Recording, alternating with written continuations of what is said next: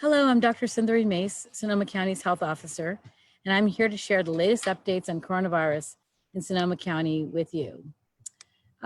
As of yesterday, June 14th, we have 758 confirmed cases, up 6 cases in the last 24 hours.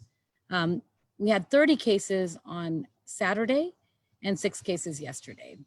So we're actually up 36 cases in the last 24 hours.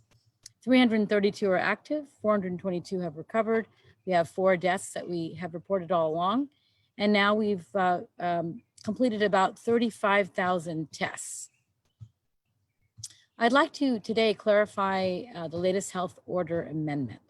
The latest amendment last week allows wineries, breweries, and similar facilities to reopen now for beverage tasting and service. Previously, only places that also serve food were allowed to reopen. This means people can now visit these locations to enjoy tastings without also having food. But this amendment does not apply to bars and pubs, which are places that only serve beverages.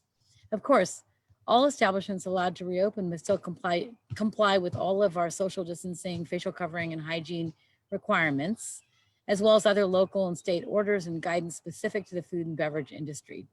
We realize the distinction between which facilities can reopen may seem confusing and unclear. The latest amendment mainly aligns Sonoma County with statewide guidelines also announced last week, allowing tasting rooms, wineries, breweries, and distilleries to open without meal service. Going forward, our goal is to continue to align with statewide guidelines as long as our case data shows that we're meeting the necessary conditions for each phase of reopening. You might have noted there was a jump in cases over the weekend. As I stated, there were 30 cases on Saturday, 6 yesterday. We often don't do as much testing on the weekend, and that might explain the low number of cases yesterday. Now, as we reopen some aspects of our county, we do expect to see some increase in cases. As I've mentioned many times previously, in fact, the jump in the number of COVID-19 cases, particularly on Saturday, to 30 may reflect some of the reopening that we've been doing over the past month. We don't know yet exactly what's driving the increases specifically. We don't know whether it's associated with the street protesting or with more businesses opening up, but we are exploring all of these possibilities. This is exactly the reason that we need to reassess how things are going every 2 weeks. We must evaluate the impacts of each new phase of reopening very carefully before we proceed further. That is also the major reason to continue and expand our contact tracing and surveillance work and continue the testing that I've been encouraging everybody to get. We also know how critical it is for people to be able to get back to work and for businesses to resume their operations. Financial stability is a vital aspect of every person's health and well-being, and we know that. People need to be able to pay their bills and put groceries on the table. So we are trying to move into opening more. And please do understand this means that all of us are shifting towards relying more and more on individual responsibility to stay safe and well, while we're shifting away from imposed behavioral restrictions. What this means is you should really try to use your facial covering whenever you feel like you can't be 6 foot away from others whom you don't know.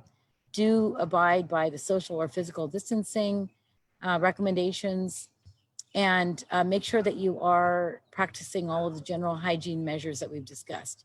Our continued success with flattening the curve in Sonoma County depends on all of us following these prevention and safety practices that we know are working. As we move away from shelter in place, these mitigation measures will help us replace the same kind of safety that shelter in place afforded. Facial coverings are a critical aspect of our continued safety. We heard that there continues to be confusion around the facial covering health order. We also are hearing that many people are seeing other people not using facial coverings while out and about.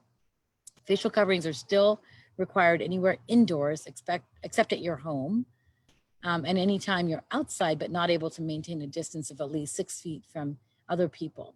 We recommend carrying a facial covering at all times in case you're unexpectedly unable to keep 6 feet away from other people. The only exception to the facial covering orders are for children under the age of 2, as well as anyone who has difficulty breathing with the facial covering, or who is unable to remove their own facial covering if necessary. Facial covering is any fabric or cloth that covers the mouth and the nose. The general public does not need to use surgical or N95 masks. Please do not purchase these, as these are needed by our healthcare workers and our first responders. Facial coverings are required because we know one of the main ways COVID-19 spreads is through coughing, sneezing, and water droplets in our breath. Facial coverings help to block these droplets from passing between people. So that's all for today. Thanks for joining me. Please continue to take care of yourselves, stay healthy, and we'll talk again on Wednesday.